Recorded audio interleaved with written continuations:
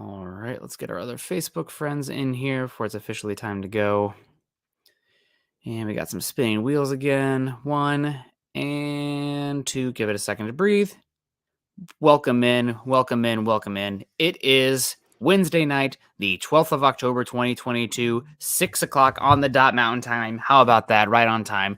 And that means it's time for an episode of Mile High Insiders. I am Nick Kendell and joined by, as almost always on these shows, whether Luke's busy or I'm busy, not always, but most of the time, your normal show, Luke Patterson. Luke, how you doing, buddy? It's good to see you. What's up, man? Yeah, good to see you. Good to be here on MHI. We need to let some things out tonight, Broncos country. I know we're frustrated. I know things are not going as we thought they would. And look, there's a lot of airing of grievances that we got to do tonight, and we're gonna call some players out. Which players need to perform? Period, and to get this thing turned around. So I'm here for it, man. This is what I get, man, for being optimistic about the Broncos, waking up on the wrong side of the bed last week, saying they're going to do great, changing my pick. What an atrocity, that Thursday night football game. The good news, Nick, we're just days away from Monday Night Football. So hopefully they can right a lot of wrongs fairly quickly. Yeah, unfortunately for the Broncos, talking about that, essentially the mini bye week, right? But it's even +1 because it's Thursday night to Monday night. So that's almost as long as you're going to get for the actual bye week coming up here. So luckily the Broncos have a chance to lick some of their wounds and figure some things out. And who's helping us figure things out today? Ross Hester coming in, $5 super, opening the floodgates, saying Charger Thanks, fan Ross. here. Ooh, thank you so much, Ross. Charger fan. That's I won't disparage you at all. So Rare. you guys. Yeah, rare. Thanks for calling yourself out on that one. Hoping for a good game. You always guys seem to have our number at least once a year. Easily the AFC rival I dislike the least. Well, Interesting. I think a lot of that is probably because of how poor the Broncos have been. So, not perceived as a threat and not a lot of backed up crap talking from the fan base right now.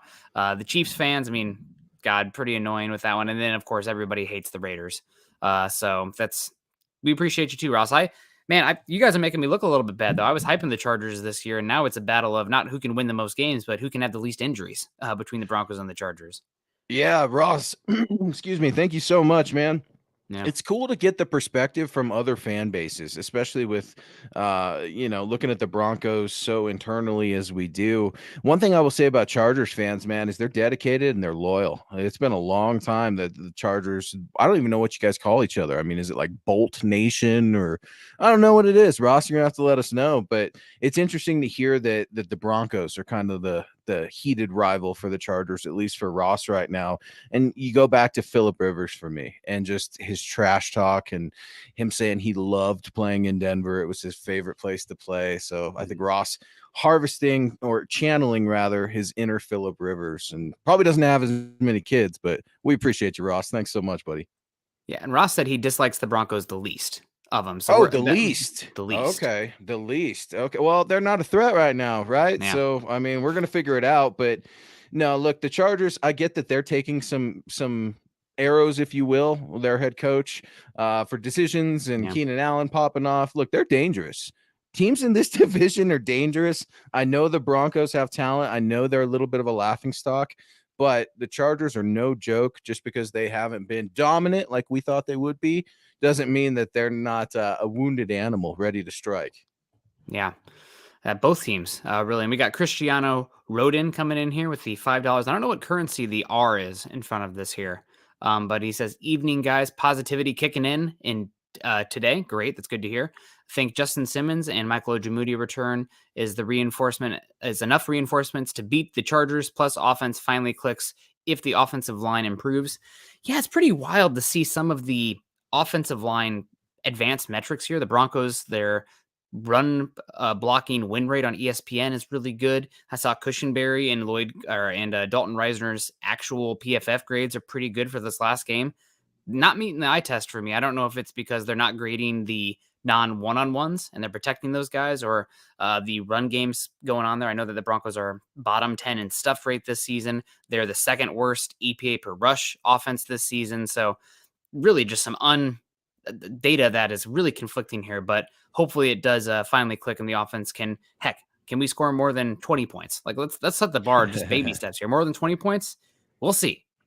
Yeah, Cristiano coming at us from Brazil. We really appreciate your support. Thank you so much, Scott, hopping in our ear here saying that's from real Brazil, that kind of representation, hopefully. So we appreciate that, Broncos country, all over the globe. Justin Simmons coming back. Appreciate you bringing that up, Cristiano. He's a captain, team captain. He's the shining light. He's a lot of money committed on that defensive side of the ball. Can Justin Simmons come in and make an immediate difference? That's going to be hard. And if you look at things as a Chargers offensive coach or quarterback like Justin Herbert, I'd want to pick on him a little bit, if I'm going to be honest. Let's see if there's any rust in your first game back. And Justin's a consummate professional. I'm sure he'll come in shape, but it's one thing to take live bullets, Nick. It's something we always talk about. I'm hoping the best for 31, but don't be surprised to see Justin Herbert take a shot. Yeah, no doubt. And Justin Simmons will be back. The real question for me is, are you going to take Caden Stearns off the field with how he played? Right. That's going to work more 3 safety sets on the field now because you lost Ronald Darby, although that's really more of the nickel kind of slot position. So I'm really curious to see the Broncos adjustments going forward with the injury to Ronald Darby and these guys coming back. I mean, is the future now? Are we going to see Caden Stearns displace Kareem Jackson some, or do you want Kareem on the backside? Will be interesting to see. We got Dylan Von Arx in the house saying, make sure you guys share and subscribe and hit the like button on the way in. Good to see you, Dylan. We also got Diamond Rattler probably in the middle of work. I'm going to call it today leg day for Diamond Rattler. He says, boom, let's go. Good to see you. Jay Valentine in the house too, saying his prediction for the Broncos offensive line in this game. He says Anderson, Turner, Cushenberry, Miners, Fleming. He says, I doubt they'll bench Reisner or Cush though. I don't think you're going to see Reisner or Cush benched this week. The Broncos offensive line, to my eyeballs at least, continues to struggle to get push and execute the wide zone blocking scheme. Then maybe you could see shake up specifically the bye week. But this week, I think it's more implementing whoever's going to be the new left tackle. I've heard there's a chance that Fleming could be the guy, not Calvin Anderson there, moving over with Turner at right tackle and Miners back with Reisner and Cush still on the line. But we'll see. Okay. Yeah, hearing rumblings, and we've talked about it since last summer. This Butch Berry and this offensive line, they're taking some time to get used to each other. That's for sure. You wonder how long it's going to take, right? That's the big question. Well, how long is enough for Russell Wilson and this coaching staff to get it together? Let's slow down just a bit and let's just look at the big boys first in the trenches. I mean, I'm with you, Nick. There's some statistics that show the offensive line are getting it done right now. And then you go to the film and you go to the record and look, and they're not. I mean, they're getting pushed back, blown off the ball. There's a ton of underwhelming play from the entire unit. And that's really discomforting when you're looking at a team that is supposed to be protecting a $250 million quarterback, and we can't get a push. I mean, it's 4th and 1, and we can't do QB sneaks. These sorts of things are really, really concerning. Latavius Murray, obviously going to be stepping in the lineup this week. Maybe he can help try to get a little bit of a push with this offensive line just because he is a physical back like Melvin Gordon in that nature. But it's disheartening, man, for sure. And I see a lot of the comments right now flooding in talking about Lloyd Cushenberry and should you bench Lloyd Cushenberry? Folks, you have to understand Graham Glasgow is barely playing good, not even good football. I'd say average, decent football at the guard position. Sliding him to center is not the option. And Luke Wattenberg, nice prospect, way too raw. So I'd leave Cush alone. As frustrating as it's been right now, you kind of got to ride with him. Let's ride, right, Broncos country, with the O-line. Yeah, let's hopefully get some improvement here. Jay Kozad coming in saying Broncos have $70 million on the injured reserve. Most in the league. Russell needs to be all he can to protect the brand from further ridicule. Yeah, I don't know if this is still the case with the $70 million with Justin Simmons coming off with his very large cap hit. Obviously, that's somewhat pushed back up with Bowles and Darby going on the IR, 2 big contract players. But you do have the likes of Simmons coming off, so that might push it down some. But yeah, the Broncos are super injured. It's too bad, and but it's part of the game too. Nobody's going to make excuses for them. Nobody's going to remember at the end of the day the Broncos had that.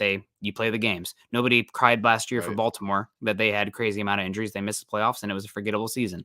So hopefully the Broncos can get it going here and use this extra time they've had to really rally, figure things out, and just start playing a little bit better on the offensive side of the ball. Don't have to be a juggernaut. Don't even have to be top 10. Just need to dig out of the bottom 10 so far through the bye week. Shades Yeah, coming in to poke. Go ahead, yeah, man.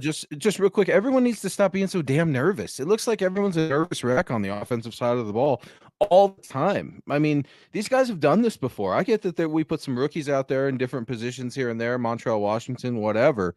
But guys, this is the same game that you have played in college. Okay, it's just things look so tight out there, and there's no confidence. And that's the first thing that you've got to have going for you if you're a player in the NFL.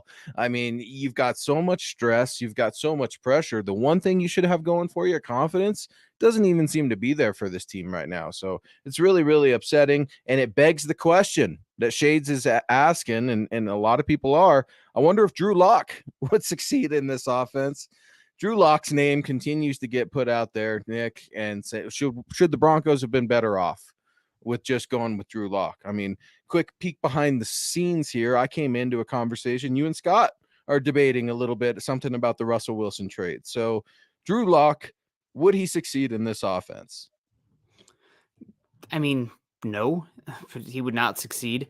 But Russ is not succeeding right now either. So if through 5 games you could say, would you rather have not done the trade just based on these results and kept all the draft capital, the everything like that, and just punted on this season? That might have actually been a better move than from the information we have right now, given how poor Russell has played. Now, there's a lot of reasons for that, but things are rough right now, and I would still make that trade. It's not nearly enough data, time passage to condemn that trade, but yeah, it would be bad with Drew Lock, no doubt. It's bad with Russ right now too, though. Unfortunately, Yeah, and look, can we stop with this Geno Smith hype? Everyone out there is like Geno Smith versus Russell Wilson. Okay, let's look at the stats. Let's pull up the whole stat, if you will, because Geno Smith can't touch Russell Wilson. His pelt's on the wall. The things he's done. I get this is a what have you done for me lately league, so people have every right to be critical of the Broncos offense and Russell Wilson. What I do have a problem with, and maybe we'll get into a little bit later, the Kyle Brandt comments a little bit, and a lot of opinions one way or the other with this Russell Wilson thing. But hindsight being 2020, man, we can't even get there with that yet. It's such a small sample size. It's frustrating. It's small, but Broncos country. Some people are checking out. Others, they refuse to, like our guy David McGrath. Good evening, Nick, Luke, Scott, and Broncos country. Hashtag MHH for life. Appreciate you, David, for weighing in. Just like our guy Phil McLaughlin. Thank you for all of your support, Phil. Good evening, Nick, Luke, and Deacon Scott. What would be a good shakeup for this offensive line? Hashtag go Broncos. Nick, I'll answer first. Billy Turner, it'd be nice to see him play. yeah, I mean, the big one is going to be getting Quinn Miners back. I think it was Duke Manyweather who does a lot of offensive line summits and training out in the NFL world and college world. He said that after the Broncos Week 1 game, that Broncos he lists them by numbers, very scout appropriate of him.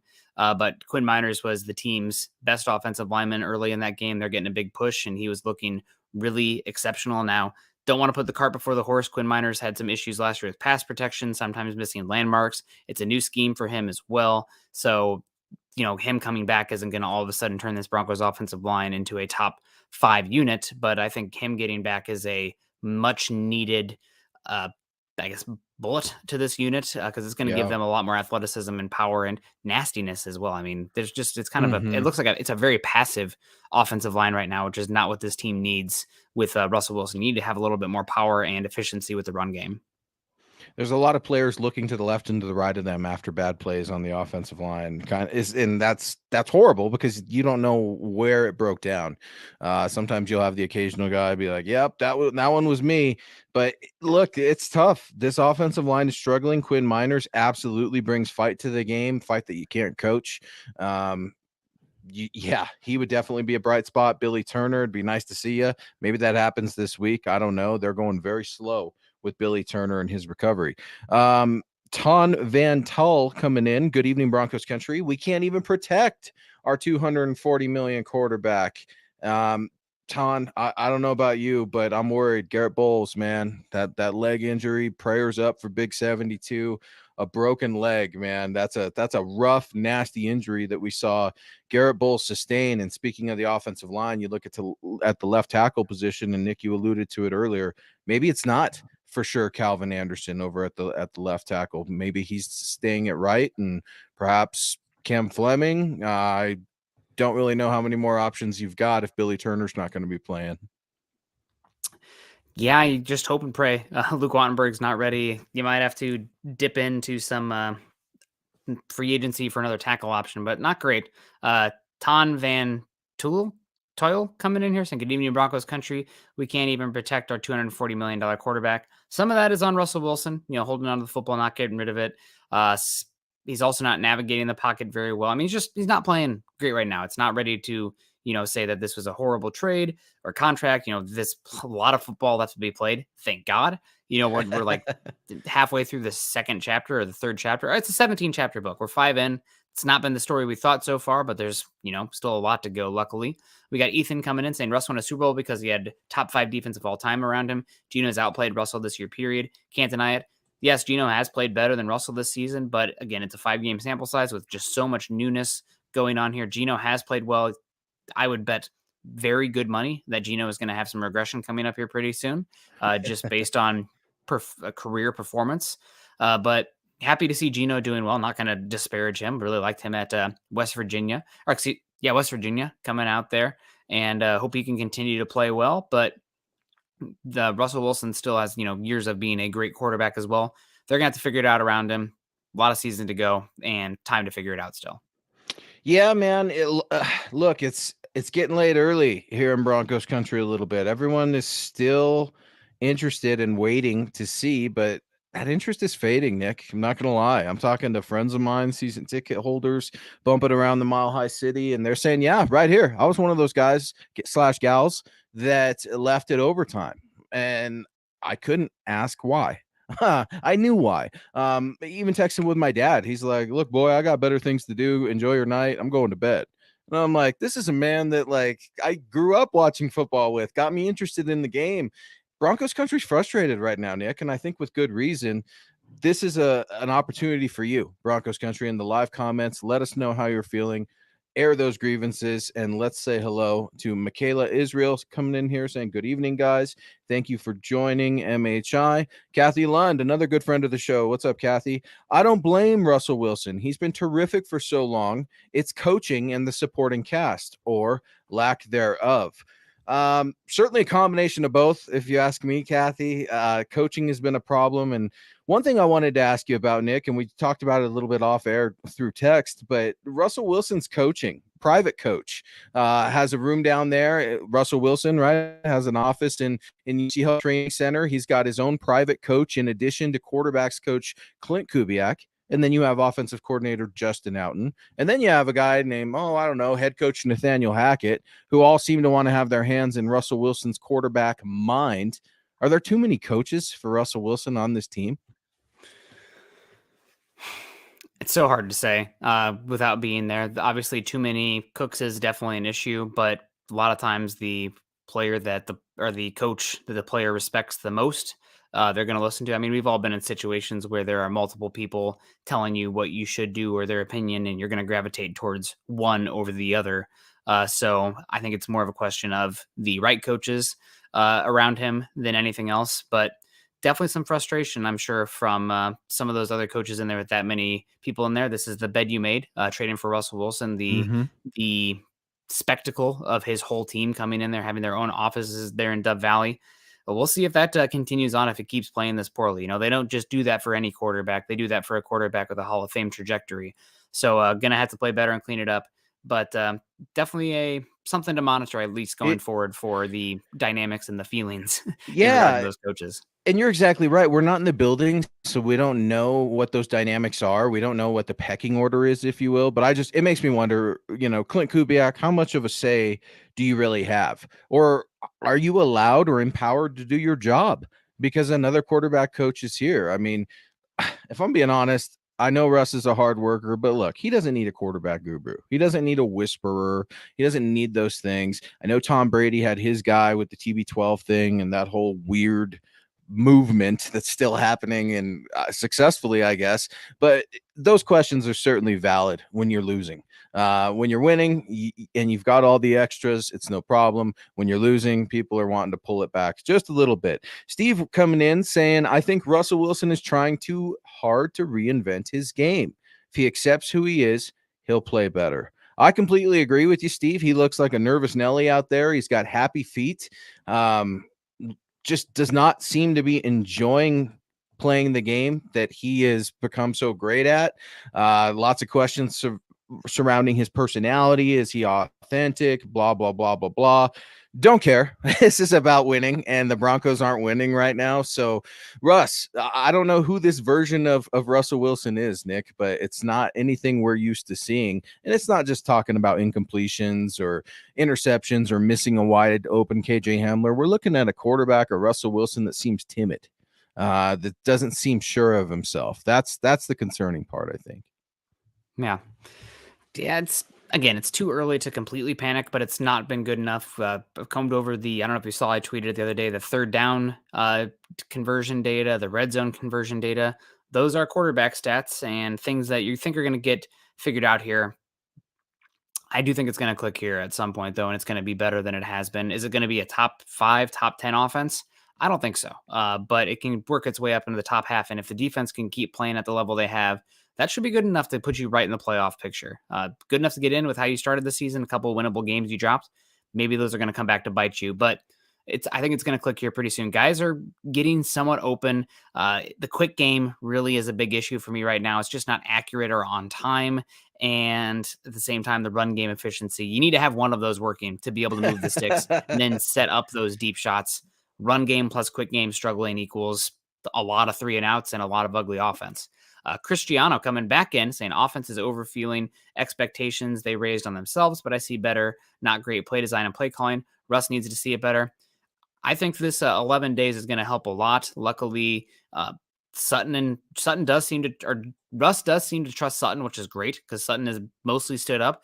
But hopefully they can really start to work in Hamler and Jeudy as well, because those guys are getting open too. They missed Tim Patrick, no doubt. I think they really like those type of players. But I think coming up here, you're going to see Russ and Hamler get much more utilized, and then maybe get some more dynamicism from the tight end as well, with Greg Dulcich scheduled to be activated off of the injured reserve list. Bad news for tight end Albert Okwuegbunam if Greg Dulcich is coming in. Now, keep in mind, Broncos country, I know we all can't wait to see this UCLA Bruin running seam routes, but it's raw. How many practices has he really had in the NFL? Probably a handful, if we're being honest. And this guy is definitely raw. He's got a lot of potential. You will see him. I don't know how soon, but just the way that this current coaching staff is taking their time with players and injuries suggests that maybe we'll see him a little bit later or very sparingly. I think he's going to have to earn his reps a little bit in the special teams. But Alberto, I mean, just 7 receptions for 30 yards all season. That's absolutely horrible, especially for a team. And you said it, Russell Wilson and the underutilization of tight ends. And all training camp, that's all they worked on was utilizing tight ends. If it's not Cortland Sutton, it's usually a tight end. That's a problem when you've got Jerry Jeudy and KJ Hamler, Tyree Cleveland, nice enough receiver, but they are not getting the job done. I want to get in here to some of the comments here because folks are venting. Mr. Limited, lots of lots of cool, cute little things going out there with the Let's Ride and look, those things, man. You better be ready to come with the territory because if you're not winning, you're going to get some mud slung your way. I wanted to get to Ben here. Benjamin Flores, thanks for joining the show with Nick, Scott, and yours truly, MHI, on Wednesday night. Russ is extremely self-centered, and he knows he built himself up in the offseason and that Seattle is watching. He's talked the talk, and the fact that he hasn't walked the walk has got to be messing with him mentally and emotionally. The clock is ticking, and he knows it. I want to see him sack up and lead by example and take charge. Yeah, that's it, Ben. I mean, he's losing right now. I think he's probably put some unnecessary energy into the old Seattle Seahawks in that first Monday night game, but 10 days. mini bye week, right, Nick? Hopefully this 11 gave days. Russell 11 days. Hopefully this gave Russell Wilson a chance to look in the mirror, take a breath, and get back to what he does so well. Yeah, I think it's gonna click. Guys are getting open somewhat.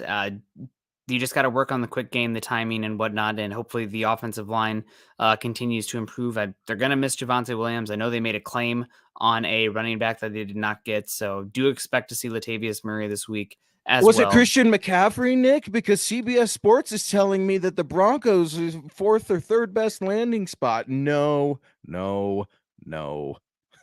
Not happening. Yeah, if you're getting Christian McCaffrey here, it's because whatever team he's traded to cuts him because of the contract with no dead cap, and then he decides to come here. But that's Right. not happening through a trade this season with where the Broncos are sitting at. Unfortunately, it'd be fun, but just doesn't make sense for the Broncos. We got Jonathan Figueroa coming in here, $9.99 super. Thank you so Thanks, much. Says John. since the beginning, I did think this offense wouldn't click until at least week 6. For some reason, I think they surprise everyone and take the Chargers down. Go Broncos. Ooh. I think getting away from that Thursday night game with how ugly it was, they have a chance to get it better this week against the Chargers. This is a wounded Chargers team against a wounded Broncos offense, but JC Jackson hasn't looked right all season. Bryce Callahan's been playing fine there. I think he leads that team in interceptions, but they're missing Joey Bosa. Not as bad as against the run as they were last season, but still not dominant in that regard. So this is a chance for the Broncos to get it right if Russell Wilson is somewhat healthy. Now, if he's really injured and still dealing with that lat problem, then I mean, who knows? You might have to toss out the whole freaking first half of the season. I'm not a medical doctor. I can't tell you if it's going to get worse or better or anything like that, or how this injection he's getting is going to impact it. But if Right. the injury is not super severe, then it hopefully you'll start to see things click and come together this week. Yeah, John, that's interesting you say that because I feel like a lot of folks out there have said, let's give them until well, like a 5, 6, or 7, and we'll know what this team is. It's still early, but there are all the signs for this team to be in real trouble or Mhm. to pick themselves up by their bootstraps and maybe limp into the postseason. It starts really against the Chargers. You could say this is their second chance, if you will. It's an AFC West divisional opponent. You saw what happened with the Raiders just a couple nights ago, and Devontae Adams and that whole mess, and just craziness, absolute craziness in Kansas City. It's hard to believe that we're talking about a player shoving a cameraman, and now it's assault charges and possibly suspensions and all kinds of craziness. But AFC West divisional matchup, the Broncos can do this. They can beat the Chargers. It's not going to be easy, but it's like Nathaniel Hackett talks about over and over again. Self-inflicted wounds, the penalties, Nick, you've talked about them for weeks now, have absolutely killed the Denver Broncos. And it's not going to get any easier, but look, the Chargers are beat up too. That's maybe the saving grace is maybe you can exploit some matchups, particularly in the pass rush on your end. Garth Knight, there he is, our guy, $5 super. Appreciate you so much. Gentlemen, I'm keeping the faith and appreciate you doing these streams to help us talk through the bumps and bruises early on. Absolutely, Garth. Thank you, man. That's what we're here for. We're here for talking Broncos. We're here for when you're frustrated, when you're happy. I've needed a few days myself, Nick, and I think sometimes we've done pregame shows. I've done a few postgame show review. It's hard to figure out what your emotions are going to be immediately after the game, and then going and rewatching film, and then having to sit on it and let it boil in your gut for a day or two. Sometimes I don't think I would use language that would be good for broadcasting immediately after some of these games, because it's so frustrating when you put so much energy into a sport and a team you love so much. Yeah, no, it definitely is frustrating. It's double frustrating when your college team is equally inept in the same ways. But Hey, is your guy's coming back this week, Ojemudia, right? I mean, yeah, he's coming back this week.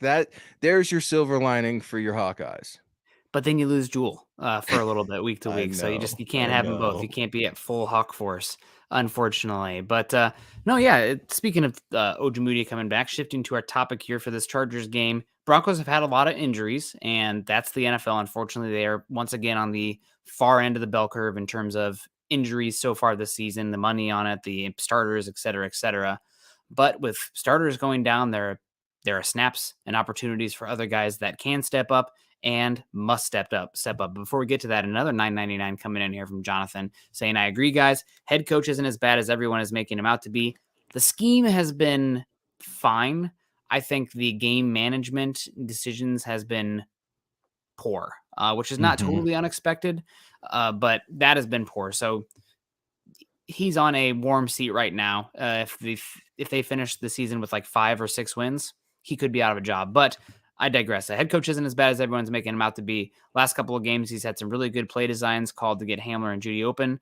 When the team clicks, watch out. Yeah, hopefully it comes at some point this season, but not yet. And they got to really work on my biggest issue with this offense so far. Again, it's the third downs in the red zone. I mean, those are money downs, and right now the Broncos are laughably bad at both. Worst in the NFL at third down conversions of 7+ yards. And not only that, they've had 41 third and 7+ yards.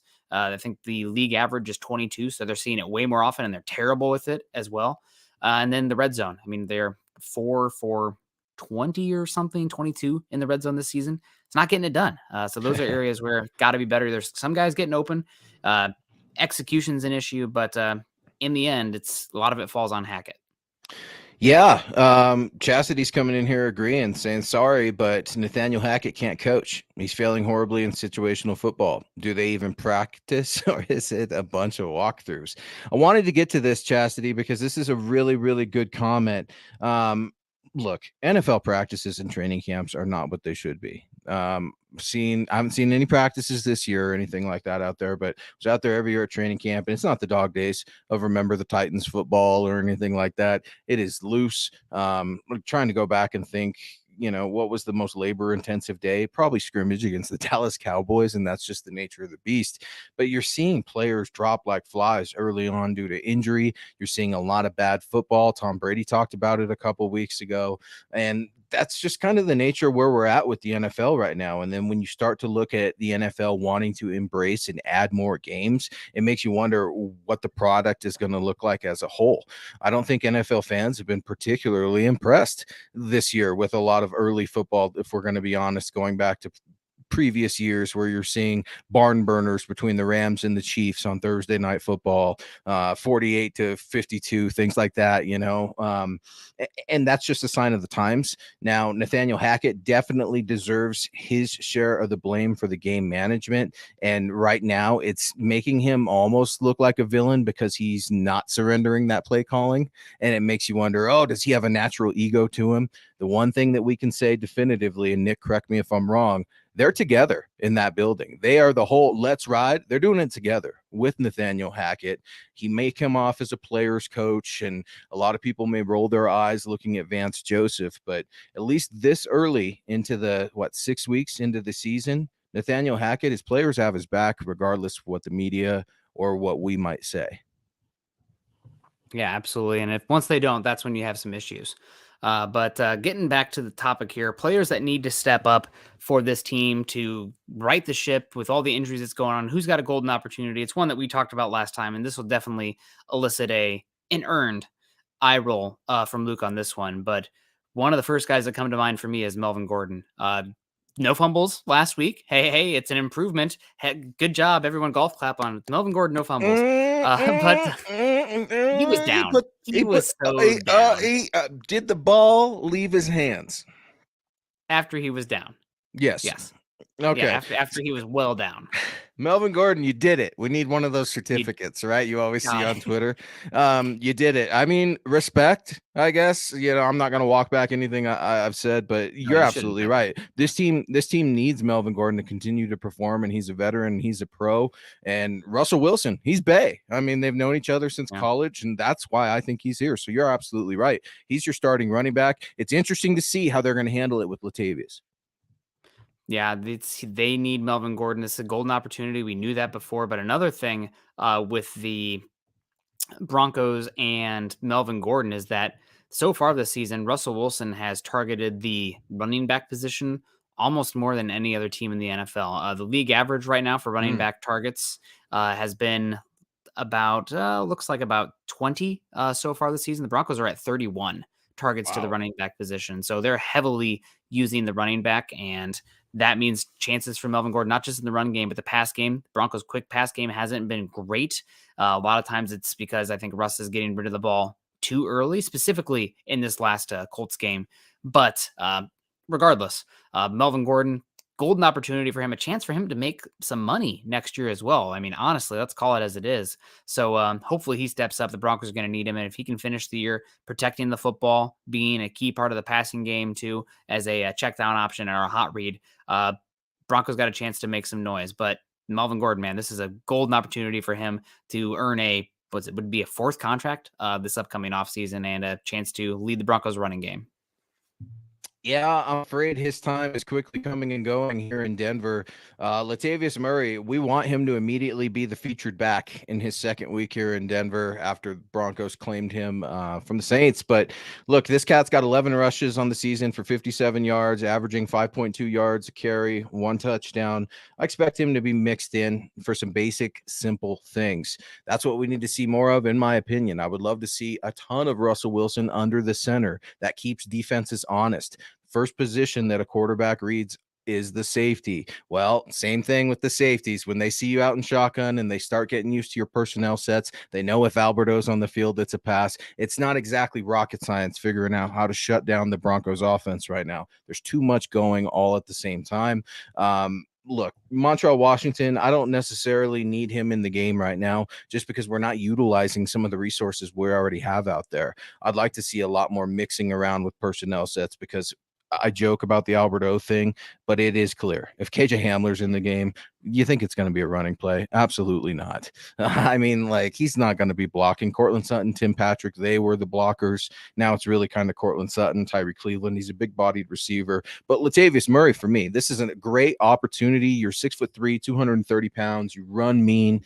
Welcome to the AFC West. I've loved watching this man play football. I know he's a seasoned pro as well. It's not to say he's without his own problems, and sometimes his stutter step is a little long and it drives me crazy, but I think it's going to be cool to see a new running back out there. And maybe you need to start bringing in some outside guys to try to get some different production. George Payton has certainly done that in the past as GM, trading before the trade deadline and getting some different guys on the defensive side of the ball. So it's going to be really interesting. But for me right now, I want to go to Jerry Jeudy.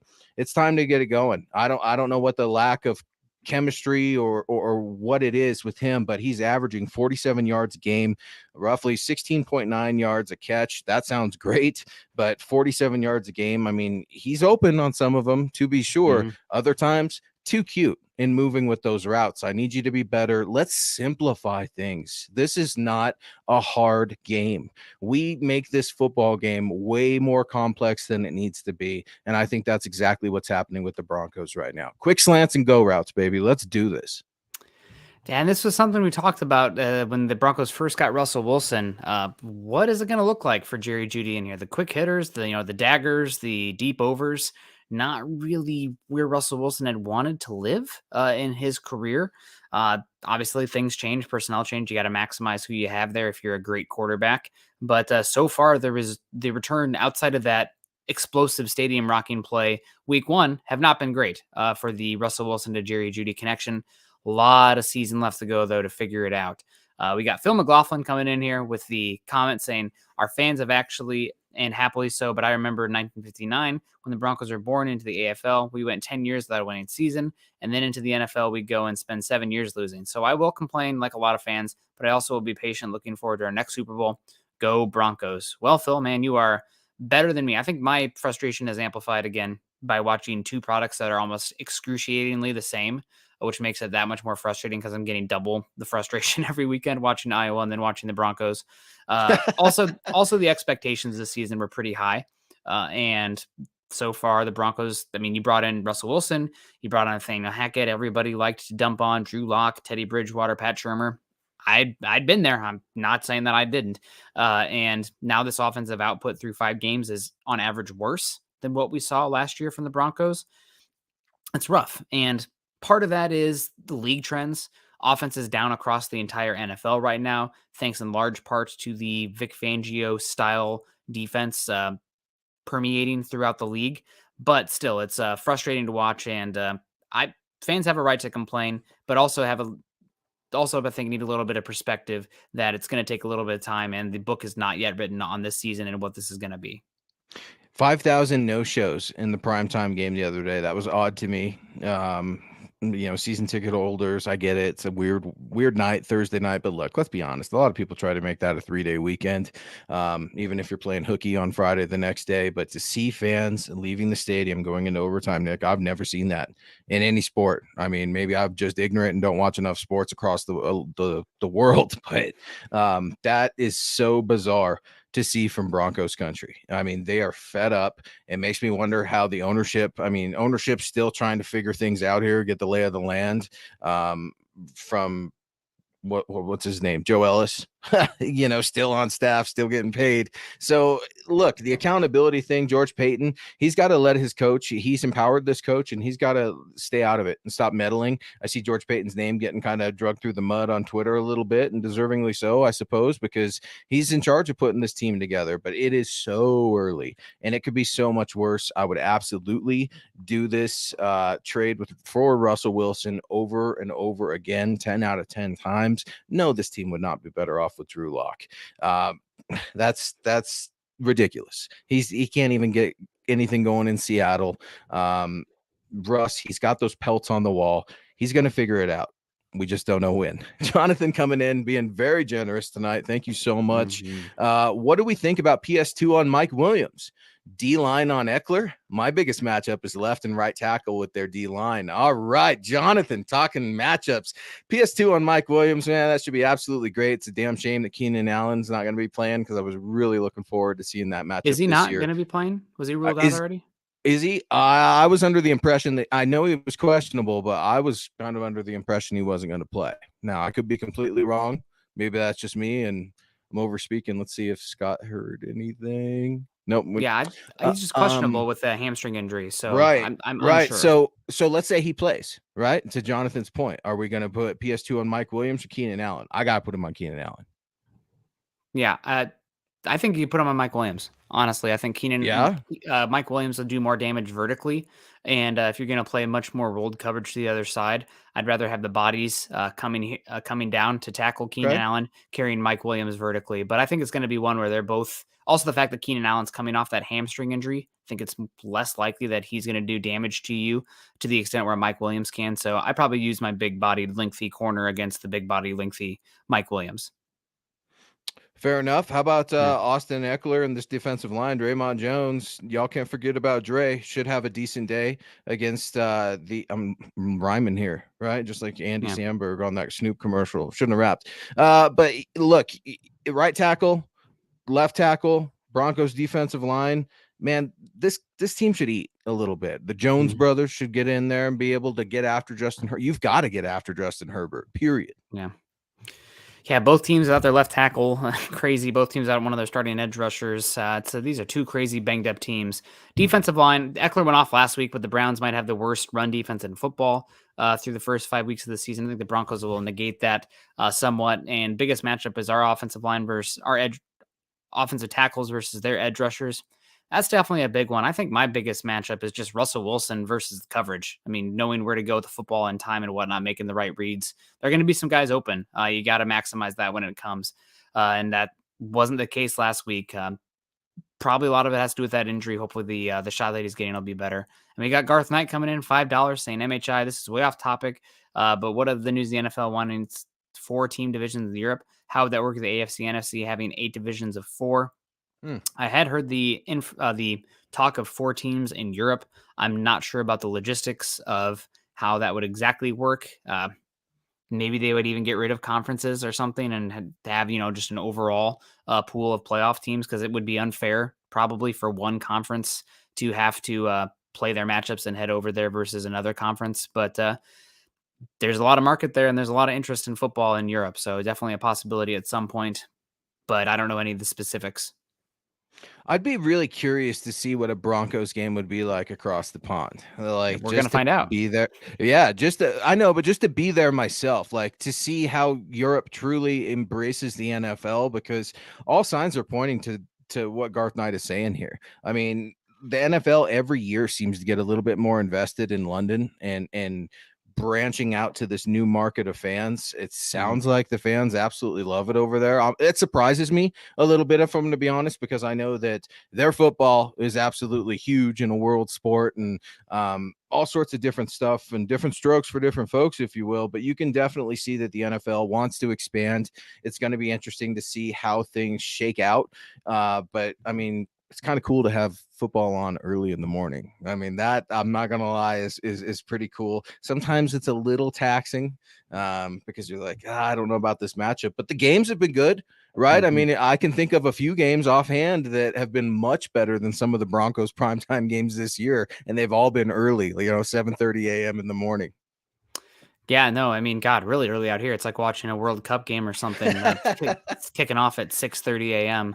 I thought the Iowa Hawkeyes kicking off at 9 a.m. was early. Had the coffee going, eggs, maybe a little bit of Bailey's in there. But yeah, no, probably going to happen at some point. Curious to see. The real question is where are these teams going to be? You're going to have a Berlin team, a London team, a Rome team. I mean, Europe is essentially the US in terms of travel, right? It's pretty easy to get from spot to spot once you're over there. So will be interesting to see. Are we all going to adopt a European team too? I mean, who knows?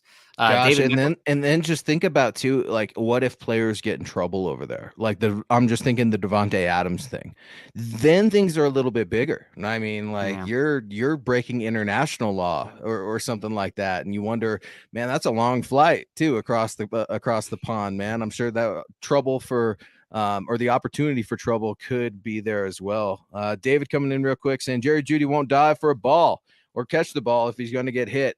Certainly feels like that at times. That they'll say it that the timing is off with Russ and Jerry Jeudy, and again, we don't know the play, but I'm going to give the benefit of the doubt sometimes to Russell Wilson more than Jerry Jeudy, but it does look like they're just on two completely different wavelengths, Nick, and I don't know what the deal is. Specifically, Jerry Jeudy and Russell Wilson. Now, the receiving core and Russell Wilson can't figure things out right now, but those two specifically, I don't get it, because we can have a live, long, deep bomb to Jerry Jeudy and then just nothing. Crickets. It's so frustrating to watch.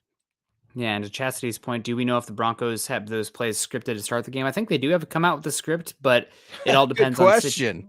I think it depends on situation as well. So like if you get a 3rd and 7, well, we have a certain play for that. So um, I do think they come out a little bit scripted though. And ZZZ says Russ cooks like I like to cook, and he just made ramen noodles for dinner. I made ramen the other night, and it was pretty damn good. But it was a homemade ramen dinner. So not all ramen's bad. All right. We also My got kid just found out about ramen, like, I don't know, the past like 9 months, and she's just so fascinated with it. Yeah, I don't know, man. I ate so much of it, in college and stuff like that. I just have to stay away. Jonathan, again, what's up, man? 9.99 super chat. Appreciate you so much. I think Latavius Murray has a great game. I was watching some of his film from last week with the Saints. His pass protection is really good. He seems to be a bit patient on hitting the hole. What are your thoughts? I can't wait to see Latavius Murray. My only reservation, if you will, is that they are so committed in-house to their guys and doing things their way. You probably won't see a lot of him. I wish that were different. Mike Kliss said on the Denver airwaves last week, right before the game, he thought Latavius Murray would be starting for the Denver Broncos against this game. That was a long time ago. I think Melvin Gordon is still probably going to be your starter. You will see Latavius Murray. You're going to see Mike Boone. I mean, the utilization of these running backs feels random at times, but I would love to see a ton of Latavius Murray. I just don't think we're going to. I think you will see a good bit of Murray in this game, and that's mainly because reading the tea leaves here with the information that we have with the Broncos personnel moves. There was a running back that the Seahawks ended up picking up on the waiver wire. The Cardinals and the Broncos also put waiver wire claims on him, saying that they have an interest in a running back. And also Mike Boone yesterday was not practicing with the team, doing the stretches and warm-ups on the side of the field. So Boone is dinged up. You're trying to bring another running back. This all points to me saying Murray is going to get a chance in this game, especially if Melvin Gordon has any uh-ohs. So I think there's a good chance to see Murray. Murray's a big back, strong, good pass protection. It's just he does not move very fast these days. His acceleration is not great. So if you can get him to the second level, he can get some havoc. But hitting those holes, I think, are going to be a little bit of a a question mark for him. And talking about the running game, we got Cristiano coming back in saying, hope for more under center and inside runs, use Murray to plow the middle of the defense, avoid negative plays, enable play action and rollouts, get the pass game going with easy reads. That'd Quick be game or nice. run game. Got to get one going. Both of them are not working enough right now, not efficiently. So got to get one going.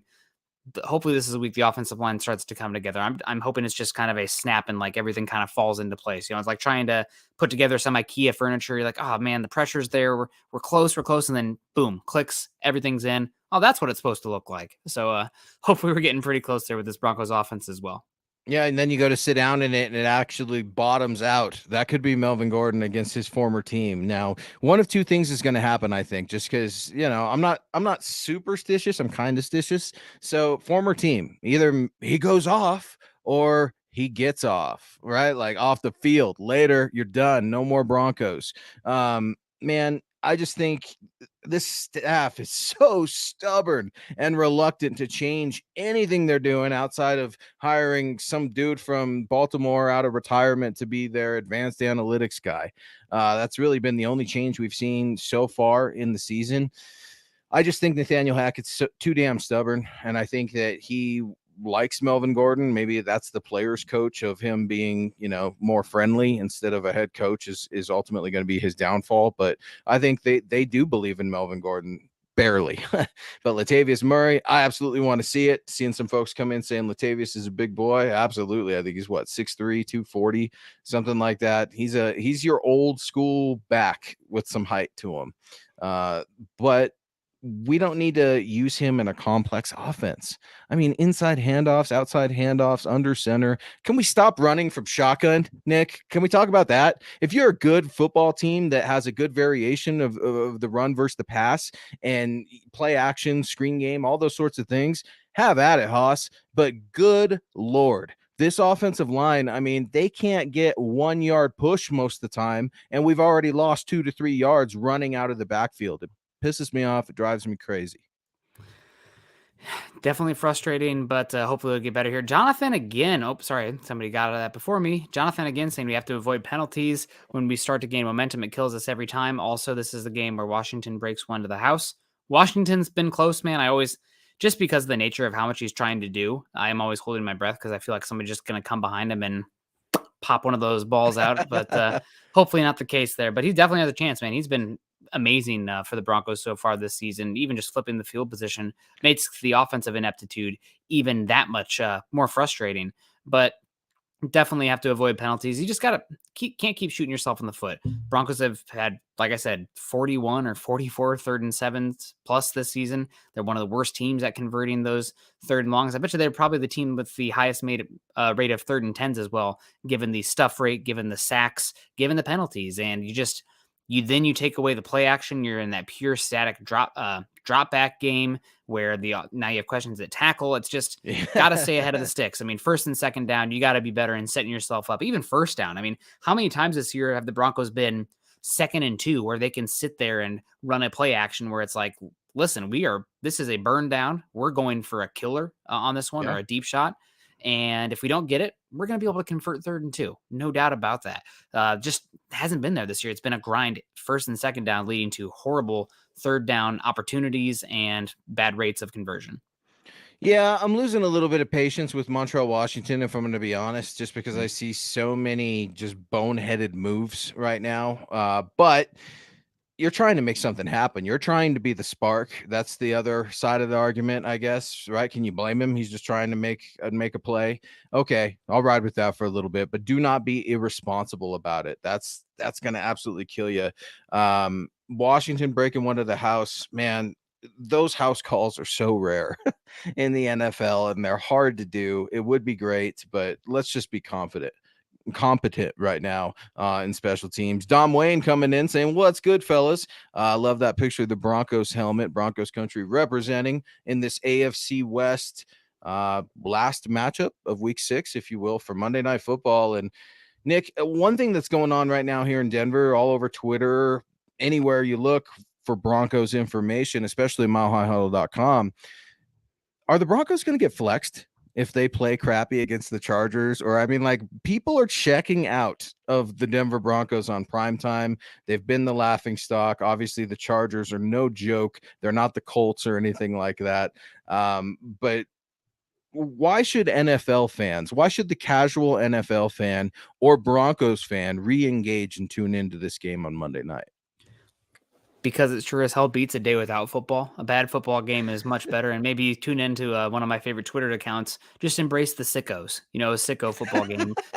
I think Al Michaels talked about it on Thursday night, where he's like, "You ever watched a football game that is, or excuse me, maybe it was Kirk Herbstreit that was mentioning it. You ever watch a football No, game that you're was right. so bad that it's good?" So maybe just embrace the chaos and the entropy that is that. And again, it beats. Once we get to March and it's still kind of the soggy winter time and it's gross and it's getting a little bit lighter out, but just nothing to do outside. You're gonna miss those ugly football games.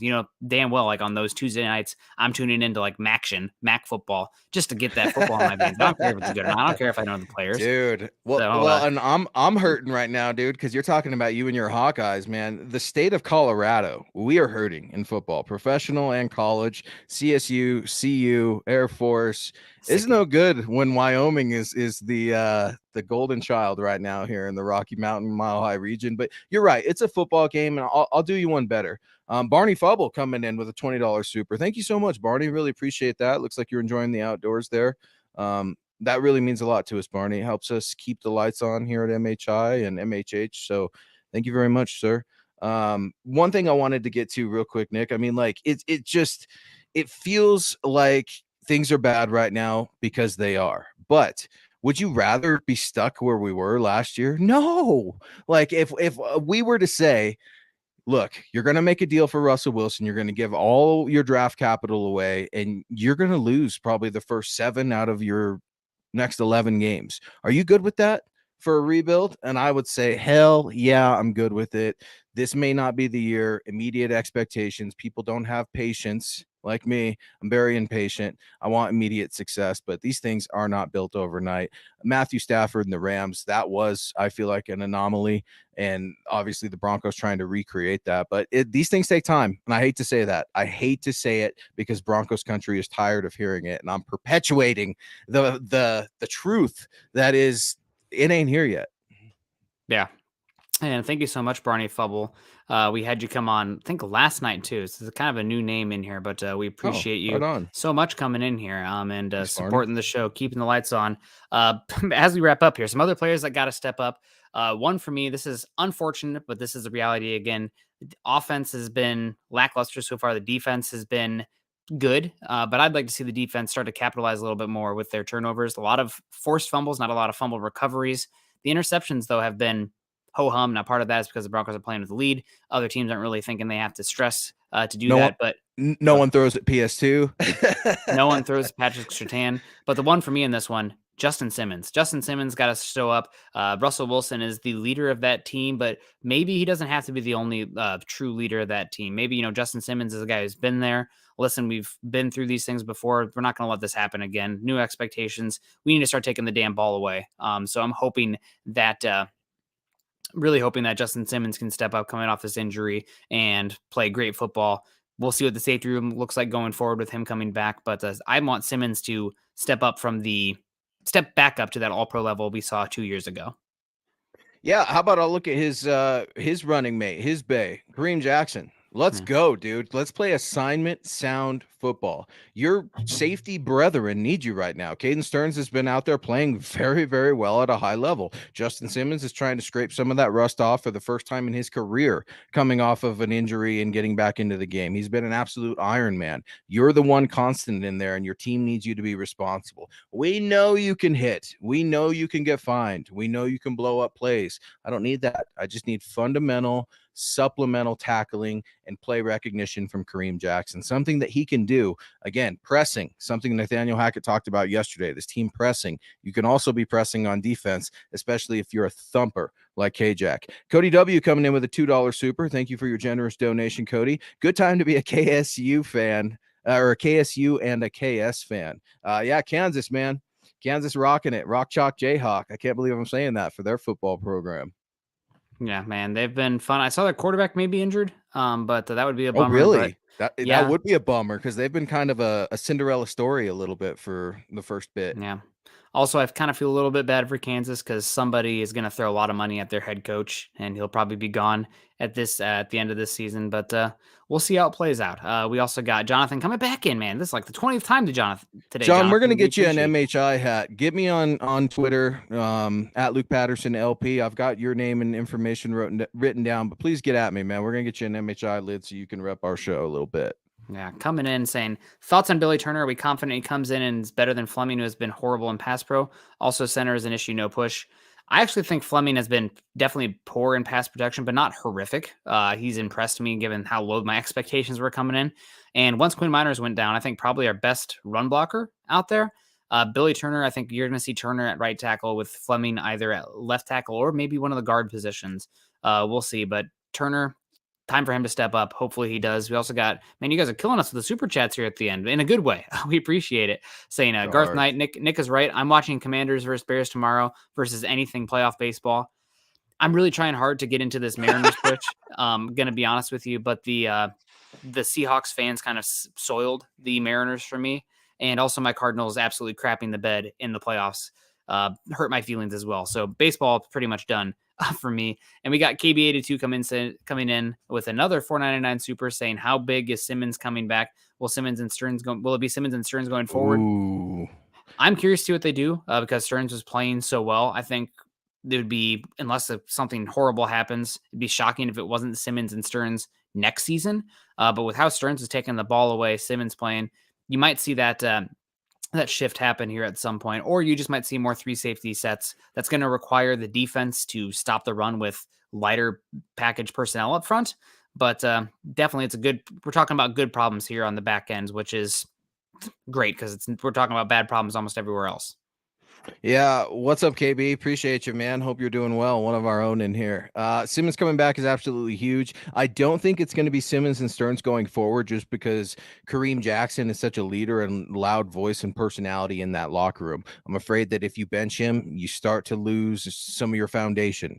The cracks start to be there and reveal themselves. I mean, he's still doing KJack TV and all kinds of stuff. You're not just going to bench a player like that, especially if you're a first-year defensive coordinator like Ejiro Evero. He's depending on these veterans, and Kareem Jackson has got to be one of them. For me, he drives me crazy with some of the freelancing that you see year in and year out, but he's a very solid player, and I would absolutely love to have him on my football team, especially at the salary he's at, kind of a one-year lease, if you will, again.